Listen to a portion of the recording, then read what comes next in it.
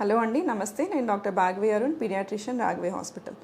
So మనము పెద్ద పిల్లల్లో అయితే ఇన్ఫెక్షన్ వచ్చింది అని చెప్పడానికి మనము ఫీవర్ కానీ, కాఫ్ కానీ, కోల్డ్ కానీ ఏదో ఒక సిమ్టమ్తో మనం ఈజీగా చెప్పొచ్చు, పిల్లవాడికి బాగాలేదు, ఒంట్లో నలతగా ఉంది అని.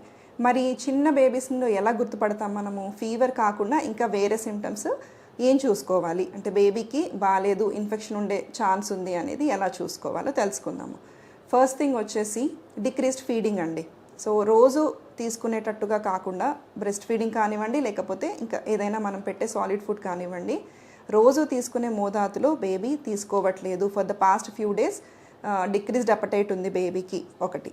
సెకండ్ థింగ్ ఏంటి, ఇరిటబుల్గా ఉండడం. అంటే బేబీస్ ఎప్పుడు కూడా వాళ్ళ ఇన్స్టింక్ట్ ఏంటంటే స్మైలింగ్, ప్లేయింగ్.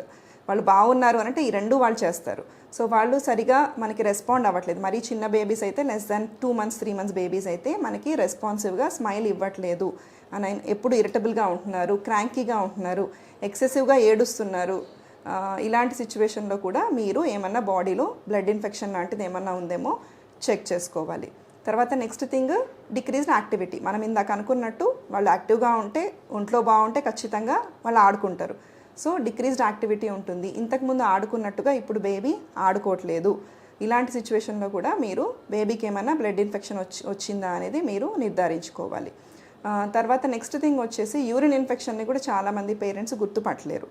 ఎలా గుర్తుపట్టాలి లెస్ దాన్ 6 months బేబీస్లో అని అంటే, యూజువల్లీ యూరిన్ పాస్ చేసే ముందు బేబీస్ ఏడుస్తారండి.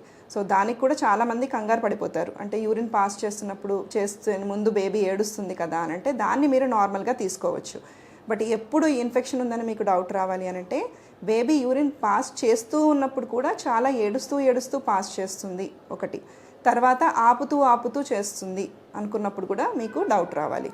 అది కాకుండా యూరిన్ చూసినప్పుడు మీకు చేంజ్ ఇన్ కలర్ కానివ్వండి, లేకపోతే డిక్రీజ్డ్ యూరిన్ అవుట్పుట్ అంటే చాలా తక్కువగా పోస్తున్నాడు అలాంటి సిచ్యువేషన్లో, లేదా ఏమన్నా ఫౌల్ స్మెల్లింగ్ వస్తుంది అంటే యూరిన్ స్మెల్ కాకుండా మీకు ఒక డిఫరెంట్ కైండ్ ఆఫ్ స్మెల్ ఏదన్నా వస్తుంది అని అంటే మీరు యూరిన్ ఇన్ఫెక్షన్ ఉందేమో ఒకసారి చెక్ చేయించుకోవాలి.